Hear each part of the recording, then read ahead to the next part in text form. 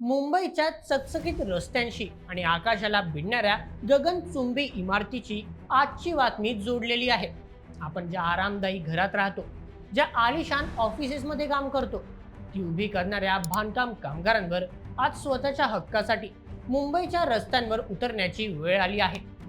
या सविस्तर वृत्तात आपण पाहणार आहोत की 16 मार्च 2026 रोजी मुंबईतील आझाद मैदान कामगारांच्या घोषणांनी का दणाणून गेले.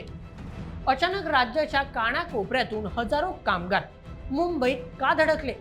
केंद्र सरकारने ते कोणते नवे कायदे आहेत ज्यांच्यामुळे कामगारांच्या पायाखालची वाळू सरकली आहे. आणि सर्वात महत्त्वाचे म्हणजे या सगळ्या प्रश्नांमध्ये राजकीय स्वार्थ आणि आमदारांच्या समित्यांचा कसा शिरकाव झाला आहे. शासनाच्या लाल फितीच्या कारभारात सामान्य कामगारांचा कसा बळी जात आहे, याचा हा पर्दाफाश करणारा सविस्तर अहवाल आहे. तर मग सुरुवात करूया आजच्या व्हिडिओला. सोमवार 16 मार्च 2026 सकाळचे 11 वाजले होते. मुंबईचे ऐतिहासिक आझाद मैदान, जे अनेक मोठ्या राजकीय आणि सामाजिक क्रांतीचे साक्षीदार आहे, ते पुन्हा एकदा लाल बावटे आणि कामगारांच्या घामाने भिजलेल्या टोप्यांनी भरून गेले. निमित्त होते महाराष्ट्र राज्य बांधकाम कामगार संघटना संयुक्त कृती समितीच्या वतीने पुकारण्यात आलेले एक दिवसीय धरणे आंदोलन. सांगली, सातारा, अकोला, चंद्रपूर, अहिल्यानगर अशा राज्याच्या कानाकोपऱ्यातून आलेले हजारो बांधकाम कामगार या मैदानात एकटवले होते. उन्हाची पर्वा न करता हातात झेंडे आणि डोळ्यात प्रलंबित मागण्यांची आस घेऊन हे कामगार सरकार विरोधात जोरदार घोषणाबाजी करत होते. या भव्य आंदोलनाचे नेतृत्व कामगार नेते शंकर पुजारी करत होते. त्यांच्या खांद्याला खांदा लावून प्रमोद बोराडे चंद्रपूर, नितीन टिके आणि हिंदूराव गायकवाड सातारा, संदीप खंडारे आणि खाजा सय्यद अकोला, सुनील दारणकुंडे अहिल्यानगर, तसेच सांगलीचे संतोष बेलदार व राजेंद्र दिवटे यांसारख्या प्रमुख नेत्यांनी या आंदोलनात प्राण फुंकले. हे आंदोलन एका रात्रीत उभे राहिलेले नाही. त्यामागे अनेक वर्षांचा संताप आणि शासनाची दडपशाही कारणीभूत आहे. कामगारांच्या मागण्या ऐकल्यास तुम्हालाही प्रश्न पडेल की एका कल्याणकारी राज्यात कामगारांना या साध्या गोष्टींसाठी रस्त्यावर का उतरावे लागले. चला कामगारांच्या प्रमुख मागण्या जाणून घेऊया. सर्वप्रथम 20 लाख प्रलंबित अर्जांचा डोंगर.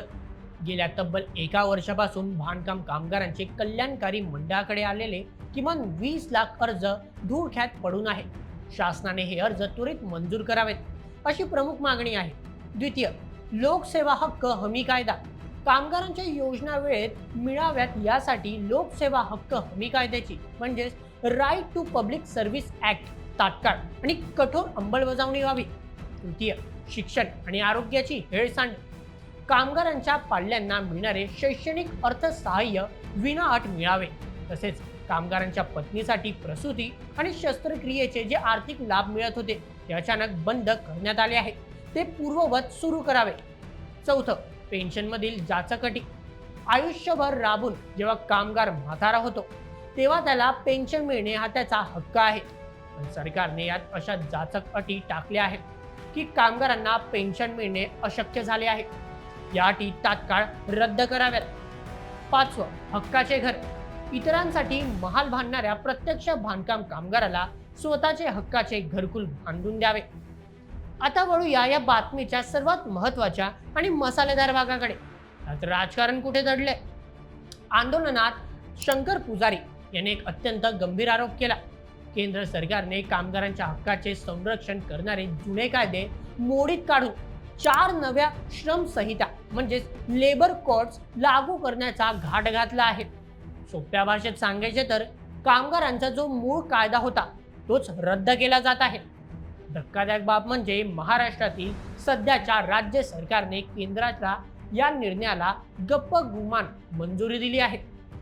यामुळे 1 एप्रिल 2026 पासून कामगारांचे जे थोडेफार हक्क उरले आहेत त्यावरही गदा येणार आहे. निवडणुकांच्या तोंडावर सामान्य जनतेला अनेक आश्वासने देणारी सरकार भांडवलदार आणि मोठ्या बिल्डरच्या फायद्यासाठी कामगारांना वाऱ्यावर सोडत असल्याचे हे स्पष्ट चित्र आहे. कामगार कल्याण मंडळाकडे कोट्यावधी रुपयांचा निधी असतो जो थेट कामगारांच्या कल्याणासाठी खर्च होणे अपेक्षित असते. मात्र राजकारण्यांना या निधीची सटक लागली आहे. त्या प्रक्रियेत राजकीय हस्तक्षेप वाढवण्यासाठी सरकारने आमदारांच्या समित्या नेमल्या आहेत. कामगारांच्या पैशांवर आमदारांचे नियंत्रण कशाला, हा प्रश्न विचारत निवारा बांधकाम कामगार संघटनेने थेट उच्च न्यायालयाच्या कोल्हापूर खंडपीठात धाव घेतली आहे. या समित्या बेकायदेशीर असल्याचा दावा करत त्या रद्द करण्याची याचिका दाखल करण्यात आली असून त्याची सुनावणी येत्या 3 एप्रिल 2026 रोजी होणार आहे. यामुळे राजकीय वर्तुळात मोठी खळबळ उडाली आहे. राजकारण्यांच्या घोषणा किती पोकळ असतात याचे हे उत्तम उदाहरण आहे मित्रांनो. 2021 म्हणजेच सुमारे 5 वर्षांपूर्वी सरकारने बांधकाम कामगारांना 5,000 रुपये बोनस देण्याची घोषणा केली होती. आज 2026 साल उजाडले, पण तो बोनस अद्याप कामगारांच्या खात्यात जमा झालेला नाही. या बेजबाबदारपणाविरुद्ध कामगारांनी शासनाच्या संचिवांविरोधात चक्क न्यायालय अवमान म्हणजे कंटेम्प्ट ऑफ कोर्ट याचिका दाखल केली आहे. सरकारकडे लाडक्या योजनांसाठी हजारो कोटी रुपये आहेत, पण कामगारांचे 5,000 रुपये द्यायला तिजोरीत खडखडाट आहे का? संतप्त सवाल आता विचारला जात आहे. थोडक्यात सांगायचे तर आझाद मैदानावरील हे आंदोलन केवळ काही मागण्यांसाठीचे रडगाणे नव्हते, तर ती एक धगधगती चेतावणी होती. सरकार एकीकडे सबका साथ सबका विकासच्या बाता मारत असतात, दुसरीकडे समाजाचा जो पाया आहे तो कष्टकरी वर्ग व्यवस्थेच्या लाल फितीत आणि राजकीय साठमारीत चिरडला जात आहे. कामगारांनी आता एक अत्यंत आक्रमक निर्णय घेतला आहे, ज्याचे अर्ज प्रलंबित आहेत. ते सर्व कामगार आता लोकसेवा हक्क हमी कायद्या अंतर्गत सरकारी अधिकाऱ्यांविरुद्ध थेट तक्रारी दाखल करणार आहे. जर येत्या काही दिवसात विशेषतः 1 एप्रिलच्या आधी सरकारने या मागण्या मान्य केल्या नाहीत आणि जुने कायदे मोडीत काढण्याचा डाव थांबवला नाही, तर ते आंदोलन मुंबईच्या आझाद मैदानातून उठून महाराष्ट्राच्या प्रत्येक गल्लीत प्रत्येक बांधकाम साईटवर पोहोचेल. येणाऱ्या काळात 3 एप्रिलची न्यायालयाची सुनावणी आणि न्यायालय अवमान याचिकेचा निकाल सरकारचे धाबे दणाणून सोडणार का? आणि निवडणुकांच्या वर्षात कामगारांचा हा रोष सरकारला महागात पडणार का? मला काय वाटतं? तुमचे मत आम्हाला कमेंटमध्ये नक्की कळवा आणि अशाच व्हिडिओसाठी सबस्क्राईब करा बोल एमएच आपल्या यूट्यूब चॅनलला. धन्यवाद.